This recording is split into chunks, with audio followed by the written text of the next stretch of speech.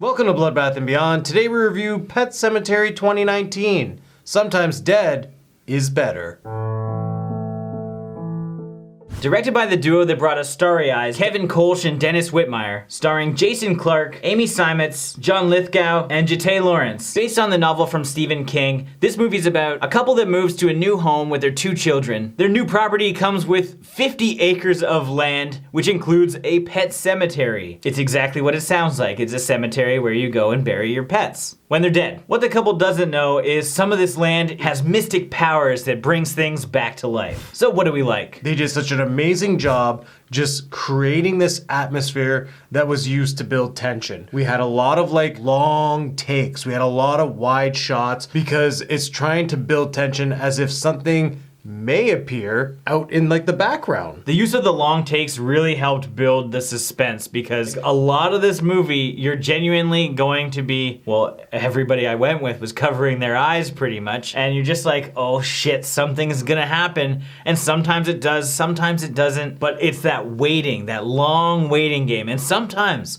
you're waiting there for 2.5 minutes, hoping that whatever was just buried isn't coming back to life this time. On top of that, we had a strong cast. Every single person did a great job acting in this film. The standard in this film is Jeté Laurence. She plays Ellie, and her acting was great. From her facial reactions, how she was delivering lines, everything she said was very believable. And that's not to say that anyone else was bad, because John Lithgow, amazing in this movie as well. But Ellie's character clearly stole the show. Not Gage, little cute baby Gage. Y'all remember that scene from the original, right? It terrified me and still does to this day. The parents did an excellent job as well because they're dealing with a lot of guilt and grief, both from things happening in their past or the loss of a poor little cat, church, and even the loss of a child. You can see them slowly starting to go mad. And I think that was a cool element that they brought into this, was the fact that not everything is what it appears to be. So some kind of dream sequences or psychological aspects produce some pretty good scares. And the way that Jason Clarke plays his character Lewis, you can really see how the character develops. And by the end of the film, it's almost as if he's a completely different character from what we saw in the beginning. The character development and the acting and mixed with all the tension and everything is just, it's very, very solid. I also felt that they did a good job with Church. Everyone's gonna look back at the original and they're gonna see the cat with the glowing eyes. And in this one, Church was a haggard cat. That's pretty much my Sunday look. He looked like he's seen some shit. And I bet that he has. If he's sitting out there hanging with all the other dead cats in the graveyard, who knows what he's seen? Still cute though, still cute. You see him on the red carpet with his little tie? Oh my God. We neglected to mention the score when talking about the tension, but with cinematography comes the score and the drums and the ominous dark tones. Just has this weird brooding feel, like there's something in your stomach. And so yes, you're scared because you're waiting for something to happen. And these tones just make you physically feel it just a little bit more. Now, what didn't we like? Well, the movie did a great job building up this tension.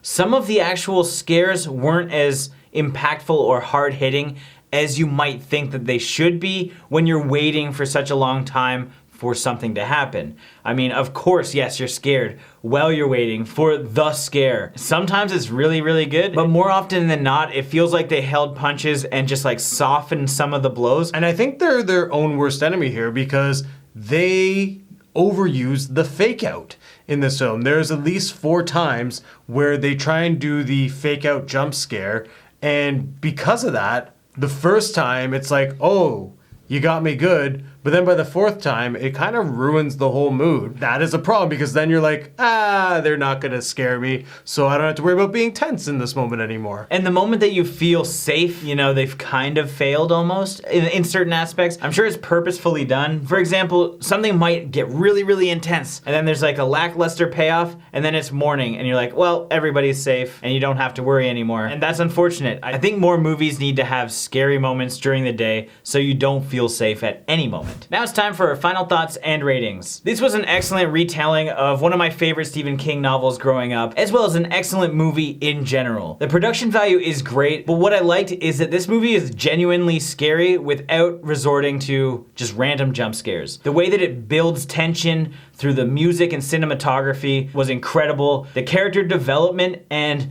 the acting, watching people completely change from the beginning of the movie to the end, was absolutely phenomenal. It's very consistent. There's no one part that you could say was a huge letdown in this film. Sure, a few scares could have been scarier, but whether you're scared or not, it's still just a fun film, and it's great. So I'm gonna give this 5 creepy parades out of 5. I was very impressed with this film. I thought they did a great job retelling a classic tale. Like Jay, I grew up loving Stephen King's Pet Sematary, and to have this being presented again almost 30 years later, it still has such a strong impact. It is beautifully shot, the story is well executed, it builds tension, and we have amazing acting from every single person in this film. But with that being said, I was kind of disappointed in how many times they overused the fake out, that it was becoming kind of predictable. 1 or 2 fake outs is fine, but to always use the fake out, it just ruins the mood a little. Even if you haven't seen the original or read the book, you're still gonna enjoy this film because you don't need to know it. So with that being said, I'm gonna give this film 4.5 creepy animal masks out of 5. As always, thank you for watching. Like this video and comment below with your thoughts on the film if you've seen it. If you haven't and you do want to check it out, it's in theaters right now. And if this is your first time here, make sure you subscribe to the channel, stay updated with everything Bloodbath and beyond.